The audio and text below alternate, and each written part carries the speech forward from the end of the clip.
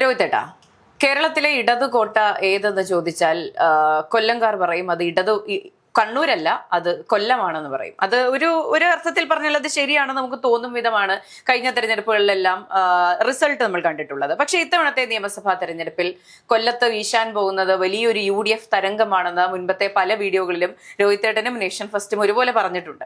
അപ്പോൾ കൊല്ലത്തെ സാധ്യതകൾ ഏതൊക്കെ മണ്ഡലങ്ങളിലാണ് വിജയ സാധ്യത UDFനുള്ളത്? 11-ൽ 9 സീറ്റുകൾ നേടി LDFന്റെ ഒരു വലിയ തരംഗത്തിൽ നിൽക്കുന്ന നിയമസഭാ തെരഞ്ഞെടുപ്പാണ് കഴിഞ്ഞു പോയത് 2021. 2016-ൽ 11-ൽ 11 നേടിയത് ഇടതുപക്ഷമാണ്. അപ്പോൾ ഒരു സീറ്റ് പോലും UDF ഉണ്ടായിരുന്നില്ല. അവിടെ നിന്ന് 11-ൽ 9 സീറ്റുകൾ നേടിക്കൊണ്ട് UDFന്റെ ആറാട്ടെന്നോ തരംഗമെന്നോ എന്ത് പേര് വേണമെങ്കിലും ഇട്ട് വിളിക്കാം. തിരുവനന്തപുരത്ത് നമ്മൾ പറഞ്ഞത് 8 സീറ്റാണ് UDF, 8 സീറ്റ്. കൊല്ലത്ത് ഞാൻ പറയുന്നത് 9 സീറ്റുകൾ കൊല്ലത്ത് UDFന് അനുകൂലമായി കിട്ടും. അതിൽ ഒന്നാം നമ്പർ കേരളത്തിൽ ആദ്യം ജയിച്ചു വരാൻ പോകുന്ന സ്ഥാനാർത്ഥി കൊല്ലത്ത് നിന്നാണ്, കരുനാഗപ്പള്ളിയിൽ നിന്നാണ് CR മഹേഷാണ്. CR മഹേഷിന്റെ ഭൂരിപക്ഷം എത്ര, അത് 1,00,000 പരമാണോ അതോ 1,00,000 അടുത്താണോ എന്ന് മാത്രം. അവിടെ മത്സരമില്ല.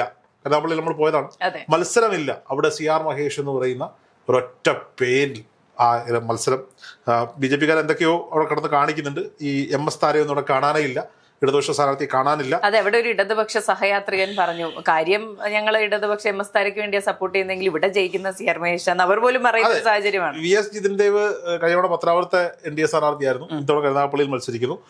BJP അവർക്കുള്ള വോട്ടുകളൊക്കെ നുള്ളി പറക്കിയെടുക്കാം താമര ചിഹ്നത്തിലായതുകൊണ്ട് എന്ന് മാത്രമാണ്. CR മഹേഷ് തരംഗമാണ് കരുനാഗപ്പള്ളിയുടെ മഹേഷണ്ണൻ, അവരുടെ മഹേഷ് ഞങ്ങളുടെ മഹേഷ്, അതാണ് കരുനാഗപ്പള്ളി. 1. 2, ശക്തമായ പോരാട്ടം നടക്കുന്ന 3 RSPക്കാർ തമ്മിൽ മത്സരിക്കുന്നത് അങ്ങനെ പറയണം. ചവറയാണ്. ചവറയുടെ പ്രിയപ്പെട്ട ഷിബു ബേബി ജോൺ, മുൻ തൊഴിൽ വകുപ്പ് മന്ത്രിയും MLA ആയിരുന്ന യശശരീരനായ മഹാനായ രാഷ്ട്രീയ നേതാവ് ബേബി ജോണിന്റെ മകൻ ഷിബു ബേബി ജോണും ഡോക്ടർ സുജിത്ത് വിജയൻ പിള്ള കഴിഞ്ഞ 5 വർഷമായി സുജിത്ത് വിജയൻ പിള്ള ചവറയെ പ്രദാനം ചെയ്യുന്ന MLA ആണ്. അതിനു മുമ്പ് അവിടെ വിജയിച്ചത് വിജയൻ പിള്ള എന്ന് പറയുന്നത് ചവറയുടെ വിജയണ്ണൻ അങ്ങനെയായിരുന്നു അവരുടെ ബ്രാൻഡിങ്. ടെലിഫോൺ ചിഹ്നത്തിൽ ജയിച്ചു. MLA ആയിരിക്കുമ്പോൾ അദ്ദേഹം മരണപ്പെടുന്നു. പിന്നീട് ഉപതെരഞ്ഞെടുപ്പ് വന്നില്ല. പിന്നീട് വന്ന തെരഞ്ഞെടുപ്പിൽ സുജിത്ത് വിജയൻ പിള്ളയെ മത്സരിപ്പിച്ച് ജയിച്ചതാണ്. BJP സ്ഥാനത്ത് KR രാജേഷ് ആണ്. പക്ഷേ ഈ ചവറ ഒരു കമ്മ്യൂണിസ്റ്റുമാണ്. 2 കമ്മ്യൂണിസ്റ്റുകൾ തമ്മിൽ മത്സരിക്കും. RSP ആണല്ലോ കമ്മ്യൂണിസ്റ്റ് പ്രസ്ഥാനം. അപ്പോൾ സ്വാഭാവികമായിട്ടും സുജിത്ത് സ്വന്തം സ്ഥാനാർത്ഥി എന്നൊക്കെ പറയുമ്പോഴും CPM-നൊപ്പമാണ്. CPM സഹയാത്രികനായി തുടരുന്ന ആളാണ് ഡോക്ടർ സുജിത്ത് വിജയൻ പിള്ള. ഡോക്ടർ സുജിത്ത് വിജയൻ പിള്ള ഒരു നല്ല ഡോക്ടറോ ബിസിനസ്സുകാരനോ ഒക്കെ ആയിരിക്കാം, പക്ഷെ നല്ല രാഷ്ട്രീയക്കാരനല്ല എന്ന് 5 വർഷം കൊണ്ട് അവിടെ തെളിയിച്ചു. ഒരുപാട് പ്രാദേശികമായ പ്രശ്നങ്ങൾ പരിഹരിക്കപ്പെടാതെ അവിടെ കിടക്കുന്നുണ്ട്. നമ്മൾ കണ്ടതാണ്, നമ്മൾ തന്നെ റിപ്പോർട്ട് ചെയ്തതാണ്. ചവറയിലെ കേരളത്തിൽ തന്നെ അഭിമാനമായി പറയുന്ന KMMലും IREയും ഒക്കെ പുറത്തുതള്ളുന്ന ആസിഡ് കലർന്ന ജലം മണ്ണിനെ മലിനമാക്കിക്കൊണ്ട് മനുഷ്യനെ ക്യാൻസർ രോഗികളാക്കി, അർബുദ ബാധിതരാക്കിക്കൊണ്ട് മുന്നോട്ട് പോകുന്ന ഒരു സാഹചര്യമാണ് ഇപ്പോൾ നമ്മൾ കണ്ടുകൊണ്ടിരിക്കുന്നത്. ചിറ്റൂർ എന്ന് പറയുന്നൊരു ഗ്രാമം തന്നെ ഇതിന്റെ ഒരു കേന്ദ്രമായി മാറിയിരിക്കും. അവിടെ എങ്ങും ഒന്നും ചെയ്യാൻ സുജിത്ത് വിജയൻ പിള്ളയ്ക്ക് സാധിച്ചു.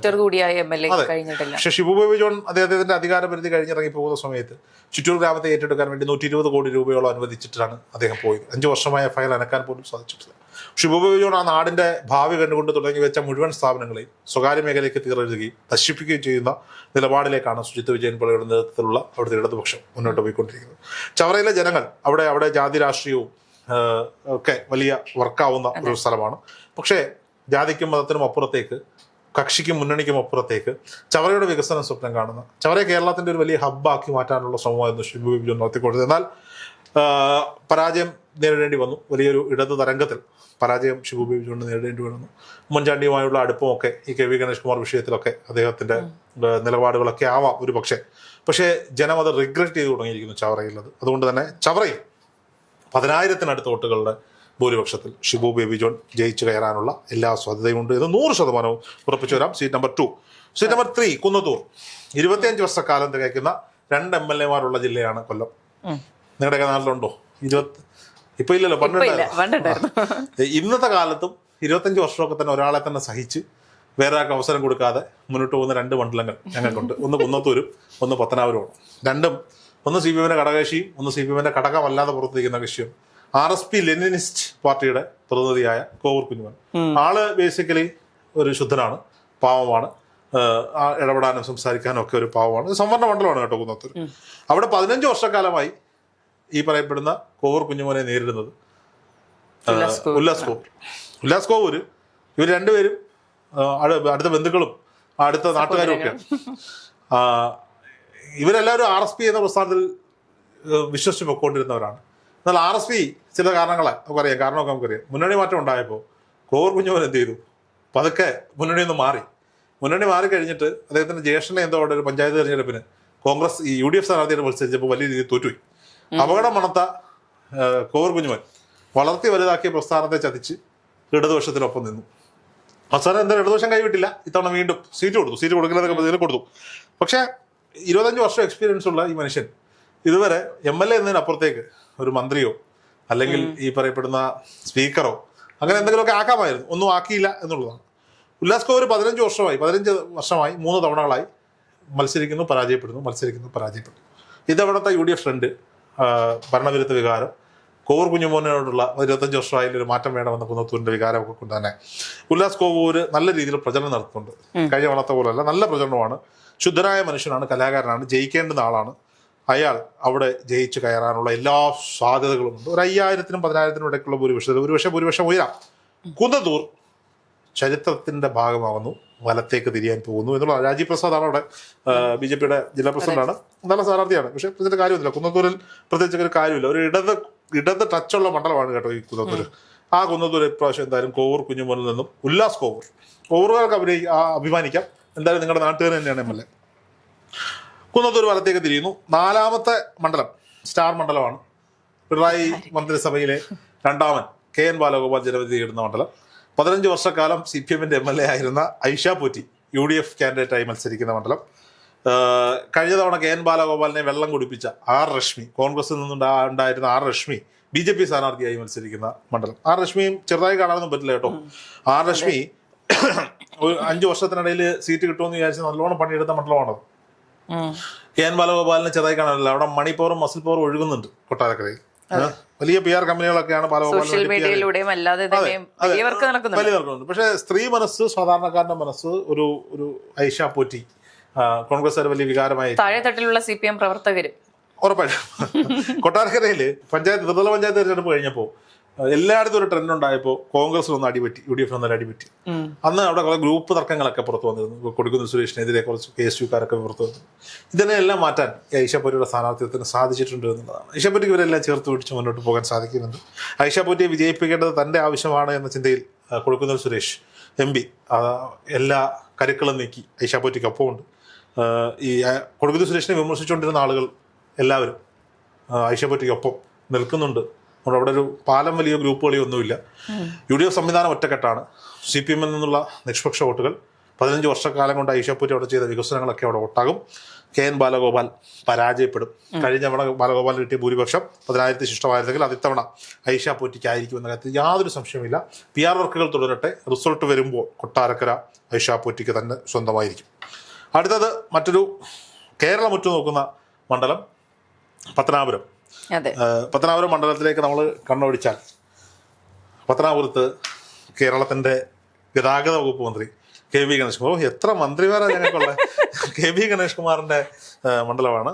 KV ഗണേഷ് കുമാറിന്റെ മണ്ഡലത്തിൽ KV ഗണേഷ് കുമാറിന് ചെക്ക് വെച്ചുകൊണ്ട് ജ്യോതികുമാർ ചാമക്കാല മത്സരിക്കുന്നു. ചക്കയാണ് അവിടുത്തെ BJP NDA ചിഹ്നം. S അനിൽകുമാർ, അത് അദ്ദേഹത്തെ നേരത്തെ ഒന്നും മണ്ഡലക്കാർക്ക് പരിചയമില്ല എങ്കിൽ പോലും അവിടെ മത്സരിക്കുന്നുണ്ട്. അവിടെ NDA എല്ലാ സംവിധാനങ്ങളും അവിടെ ഒരുക്കുന്നുണ്ട്. ഞാൻ കുറ്റം പറയുന്നതിനൊന്നും ആഗ്രഹിക്കുന്നില്ല.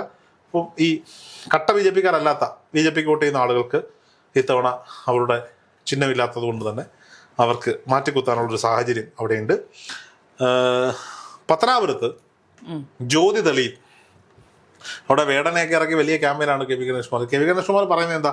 ഞാൻ നിൽക്കുന്നതിന്റെ 1/2 കിലോമീറ്റർ ചുറ്റും നോക്കിയാൽ ഞാൻ ചെയ്ത വികസനങ്ങളുണ്ട്, ഇത് ഒട്ടാകും. പത്തനാപുരത്തുകാർക്ക് എല്ലാവർക്കും എന്നെ അറിയാം. ഞാൻ അവരോട് വോട്ട് ചോദിക്കേണ്ട കാര്യം പോലും ഇല്ല. അവരെന്നെ വിടാതെ പിടിച്ചിരിക്കുകയാണ്. അവരെന്നെ ജയിപ്പിക്കും എന്ന് പറയുന്ന KV ഗണേഷ് കുമാർ അവിടെ ആളെ കൂട്ടാൻ വേണ്ടി ലക്ഷങ്ങൾ മുടക്കി വേടനെ വെച്ച് റോഡ് ഷോ ചെയ്യുന്ന ഒരു സാഹചര്യം വരെ എത്തി നിൽക്കുന്നു. പത്തനാപുരം ഇത്തവണ വലത്തോട്ട് U-turn അടിക്കും. ആ കാര്യത്തിൽ സംശയമൊന്നുമില്ല. ജ്യോതികുമാർ ചാമക്കാലയുടെ ഭൂരിപക്ഷം 12,000-ൽ പരം വോട്ടുകളുടെ ഭൂരിപക്ഷമായിരിക്കും. പത്തനാപുരത്ത് നിന്ന് പുനലൂരിലേക്ക് പോയാൽ അവിടെ അജയ് പ്രസാദ് CPIയുടെ സ്ഥാനാർത്ഥിയാണ്. അഡ്വക്കേറ്റ് B രഘുനാഥൻ പിള്ള, അദ്ദേഹമാണ് ചക്കച്ചിഹ്നത്തിൽ മത്സരിക്കുന്നത്. 2020ക്കാണ് സീറ്റ്. നൗഷാദ് യൂനസ്, മുസ്ലിം ലീഗിന്റെ യൂനസ് കുഞ്ഞ് മുതലാളിയുടെ മകൻ നൗഷാദ് യൂനസ് മുസ്ലിം ലീഗിന്റെ സ്ഥാനാർത്ഥിയായിട്ട് മത്സരിക്കുന്നു. അതൊരു ഇടത് മണ്ഡലമാണ്, CPIയുടെ മണ്ഡലമാണ്. അവിടെ അവസാന റിസൾട്ട് അജയ് പ്രസാദ് ജിക്ക് തന്നെയായിരിക്കും. ചടയമംഗലത്ത് ജയ ചിഞ്ചുറാണി, വീണ്ടും മൂന്നാമത്തെ മന്ത്രി കൊല്ലത്തു നിന്നുള്ള ജയ ചിഞ്ചുറാണി മത്സരിക്കുന്ന മണ്ഡലം. ക്ഷീരവികസന വകുപ്പ് മന്ത്രിയായിരുന്നു. മിൽമ പാലിന്റെ വില കൂടുമ്പോൾ മാത്രം പത്രത്തിൽ ഫോട്ടോ അടിച്ചു വരുന്ന മന്ത്രിയായിരുന്നു. MM നസീർ, കോൺഗ്രസിന്റെ നേതാവ് MM നസീറാണ് അവിടെ UDF സ്ഥാനാർത്ഥി. RS Arunraj BJP സ്ഥാനാർത്ഥിയാകുന്നു. ചടയമംഗലത്ത് ചരിത്രം ആവർത്തിക്കപ്പെടും. പണ്ട് നമ്മുടെ ദേവസ്വം ബോർഡ് പ്രസിഡന്റൊക്കെ ആയിരുന്ന മുൻ MLA ആയിരുന്ന പ്രയാർ ഗോപാലകൃഷ്ണൻ UDFന്റെ സ്ഥാനാർത്ഥിയായി ജയിച്ചു കയറിയ മണ്ഡലമാണ് ഈ പറയപ്പെടുന്ന ചടയമംഗലം. ഒരു ഇടത് കോട്ട എന്നൊക്കെ പറയാം. പക്ഷെ ആ ഇടത് കോട്ട ഇത്തവണ പൊളി. MM നസീർ ചടയമംഗലത്ത് ജയിക്കും. ഞാൻ ഇതുവരെ പറയാത്തൊരു പേരാണ്. ചടയമംഗലം ജയിക്കില്ല എന്നാണ് ഞാൻ കഴിഞ്ഞ വീഡിയോകളിലൊക്കെ പറഞ്ഞുകൊണ്ടിരുന്നത്. ഇത്തവണ അങ്ങനല്ല അവിടുത്തെ ട്രെൻഡ്. ചടയമംഗലത്ത് MM നസീർ ജയിക്കും. UDF മന്ത്രിസഭയിൽ ഉറപ്പായും മന്ത്രിയാകുന്ന അടുത്ത ആളുള്ള മണ്ഡലമാണ് കുണ്ട്ര. MA ബേബി മന്ത്രിയാക്കിയ നമ്മുടെ മേഴ്സിക്കുട്ടി അമ്മയെ മന്ത്രിയാക്കിയ കുണ്ട്ര മണ്ഡലത്തിൽ ഇത്തവണ UDF അധികാരത്തിൽ വരുമ്പോൾ മന്ത്രി ഉണ്ടാകും. ആ മന്ത്രിയുടെ പേര് PC വിശ്വനാഥ് എന്നാണ്. UDF രാഷ്ട്രീയത്തിലെ സൗമ്യമുഖം, ഉമ്മൻചാണ്ടിയുടെ ശിഷ്യപരമ്പരയിലെ ഒന്നാമൻ. 5 വർഷം കൊണ്ട് കുണ്ട്രയെ വിവിധങ്ങളായ വികസന പ്രവർത്തനങ്ങൾ കൊണ്ട് ചേർത്ത് പിടിച്ച ആൾ. കുണ്ട്രയിൽ ഒരു ഗുണമുണ്ട്. കുണ്ട്ര പുള്ളി MLA ആയെങ്കിലും പഞ്ചായത്തുകൾ മുഴുവൻ LDFന്റെ കയ്യിലായിരുന്നേ കൂടുതൽ. പുള്ളി എല്ലാ പഞ്ചായത്തിലും ഹൈമാസ് റേറ്റ് കൊടുക്കും, പഞ്ചായത്ത് മേടിക്കത്തില്ല. പുള്ളി എല്ലാ പഞ്ചായത്തിനും ആംബുലൻസ് കൊടുക്കും, പഞ്ചായത്ത് മേടിക്കത്തില്ല. എന്നിട്ട് യുവമാർ ഇപ്പൊ വന്നിരിക്കുകയാണ്, ഈ ആംബുലൻസ് എവിടെ, ഈ ഹൈമാസ് റേറ്റ് എവിടെ എന്ന് ചോദിച്ചിട്ട്. പുള്ളിയുടെ വികസന രേഖയിൽ ഒരു കുളം ഫണ്ട് അനുവദിച്ചു കഴിഞ്ഞ് ടെൻഡറും കഴിഞ്ഞ് കഴിഞ്ഞാൽ MLAയുടെ വികസനമാണ്. പണി തീർക്കേണ്ടതിന്റെ ബാക്കി കാര്യങ്ങൾ പിന്നീടാണ്. യുവമാർ അതിന്റെ മുന്നിൽ പോയി വീഡിയോ ഇട്ടു, ഈ കുളം ഇതാണ്, ഇതിന് ഫണ്ട് അനുവദിച്ചിട്ടില്ല, പണിഞ്ഞിട്ടില്ല. ഇപ്പൊ കോൺഗ്രസ് തന്നെ മറു വീഡിയോ ആയിട്ട് വന്നിട്ടുണ്ട്. ഫണ്ട് അനുവദിച്ചു കഴിഞ്ഞപ്പോൾ അവിടുത്തെ CPMന്റെ ബ്രാഞ്ച് സെക്രട്ടറി എന്നിട്ട് തടഞ്ഞു, ഇത് ചെയ്യാൻ പറ്റത്തില്ല. അവസാനം ഈ കോൺട്രാക്ടർ ബ്രാഞ്ച് സെക്രട്ടറി ചെന്ന് കാണേണ്ട രീതി കണ്ടു കഴിഞ്ഞപ്പോഴാണ് പണിയാൻ അനുവദിച്ചത്. അപ്പോഴത്തേക്ക് കോൺട്രാക്ടർക്ക് എന്തോ സുഖമില്ലാതായി. അപ്പോൾ എന്നാൽ വലിയ ഫൈറ്റാണ് ചടയമംഗലത്ത് ഈ കുണ്ട്രയിൽ നടക്കുന്നത്. 30,000+ വോട്ടിന്റെ ഭൂരിപക്ഷത്തിൽ. പക്ഷെ ഇവിടെ റോബിൻ രാധാകൃഷ്ണൻ മത്സരിക്കുന്നുണ്ടെന്നുള്ള ചേട്ടൻ പറഞ്ഞു. റോബിൻ രാധാകൃഷ്ണൻ അവിടെ ക്രിക്കറ്റ് കളിക്കുന്നുണ്ട്, വലിയ പ്രചരണമൊക്കെ നടത്തുന്നുണ്ട്. പുള്ളി ജയിക്കുമെന്നൊക്കെ ആരോ പറഞ്ഞ് തെറ്റിദ്ധരിപ്പിച്ചിട്ടുണ്ട്. കഷ്ടം എന്നല്ലാതെ ഞാൻ എന്ത് പറയാൻ. ഈ പിന്നെ ഷക്കീലയൊക്കെ സജീവമായി സിനിമാ മേഖലയിൽ ഉണ്ടായിരുന്നെങ്കിൽ ഒരുപക്ഷെ BJP സ്ഥാനാർത്ഥിയാക്കിയാണ് രാജീവ് ചന്ദ്രശേഖരൻ. അല്ലാതെ എന്ത് പറയാനാണ്. ഞാൻ ചോദിക്കുന്നത്, ഈ നാട്ടിൽ ഈ NDA മുന്നണിയുടെ പല സ്ഥാനാർത്ഥികളും ചോദിക്കുമ്പോൾ ആ നാട്ടിൽ ഈ രാഷ്ട്രീയ പ്രവർത്തനം നടത്തിയിരുന്ന BJP-ക്കാർ എന്തിനാണ് പിന്നെ ഈ രാഷ്ട്രീയ പ്രവർത്തനം നടത്തിയതെന്ന് ചോദിക്കേണ്ടി വരും. അതെ, BJP-ക്ക് തെറ്റുപറ്റിയത് അവിടെയാണ് സ്ഥാനാർത്ഥി. എത്ര പേരെയാണ് ഇപ്പൊ നമുക്ക് അഖിൽ മാരാരെ ഞാൻ അഖിൽ മാരാരെ സ്ഥാനാർത്ഥി കുറ്റം പറയില്ല. അഖിൽ മാരാർക്ക് വ്യക്തമായ രാഷ്ട്രീയ കാഴ്ചപ്പാട്, നിലപാടുകളിലൊക്കെ അദ്ദേഹത്തിന് മാറ്റങ്ങൾ ഉണ്ടാകും. അദ്ദേഹത്തിന് കളി അറിയാം. നല്ലോണം ഫൈറ്റ് ചെയ്യുന്നുണ്ട് പുള്ളി. ബാക്കിയുള്ള സ്ഥാനാർത്ഥികളെ നോക്കുന്നേ, ഈ 2020 സ്ഥാനാർത്ഥികളുടെ കാര്യം മാത്രമല്ല, BJP സ്ഥാനാർത്ഥികളെ നോക്ക്. ഈ നിങ്ങളുടെ മണ്ഡലം അരുവിക്കരയിൽ ആരാ മത്സരിക്കുന്ന? ഏതോ ഒരു അവിടെ വിവേക് ഗോപൻ, അവിടെ വേറെ BJP-ക്കാരില്ലേ? 10 കൊണ്ട് BJP-ക്ക് വേണ്ടി നടക്കുന്ന എത്രയോ പേരുണ്ട്. ഞങ്ങൾ പത്രാവൃത്തം കൊടുത്തിട്ടുണ്ട് 2020 സ്ഥാനാർത്ഥി ചക്കച്ചിഹ്നത്തിൽ. അവളെ ആർക്കും അറിയില്ല. പുനലൂർ കൊടുത്തിരിക്കുന്നു ചക്കച്ചിഹ്നത്തിൽ.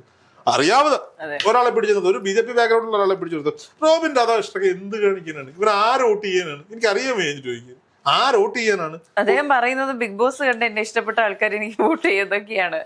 ഇങ്ങനെയൊക്കെ ചിന്തിക്കുന്ന വ്യക്തികൾ പോലും രാഷ്ട്രീയത്തിലുണ്ടല്ലോ. നമ്മുടെ ഒരു പയ്യന്റെ അമ്മ ഭയങ്കര റോബിൻ രാധാകൃഷ്ണൻ ഫാനാണ്. പുള്ളിക്കാരനെ കാണാൻ വേണ്ടി കുണ്ട്രയിൽ പോകണമെന്നൊക്കെ പറഞ്ഞു. അപ്പോൾ ഞാൻ നിങ്ങൾ ഇവിടെ ആയിരുന്നു മത്സരിച്ച് വോട്ടൊന്നും കൊടുക്കൂല, വോട്ട് ചെയ്യാൻ കോൺഗ്രസിലേക്ക് കൊടുക്കും. പക്ഷെ അയാളെ ഇഷ്ടമാണ്. ജനങ്ങൾക്ക് അറിയില്ലേ ബോധമുള്ളതിനെ, ജനങ്ങൾക്കറിയാലോ ബോധമുള്ളതിനെ ആർക്ക് വോട്ട് ചെയ്യണം എന്നുള്ളത്. PC വിശ്വനാഥ് ജയിച്ച മന്ത്രിയാണ്. അല്ലെങ്കിൽ അവിടെ SL സജീവകുമാറിന് വോട്ട് ചെയ്താലും അയാൾ അവിടുത്തെ പ്രാദേശികമായി നിൽക്കുന്ന ഒരു CPM-ന്റെ നേതാവാണ്.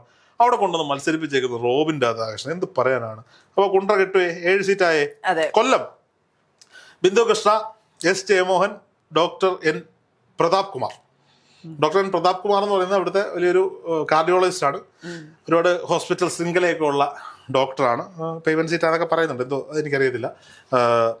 പക്ഷേ ഈ 2 സ്ഥാനാർത്ഥികൾ ബിന്ദു കൃഷ്ണയും S ജയമോഹൻ ഒരു നല്ല സഖാവാണ് കേട്ടോ.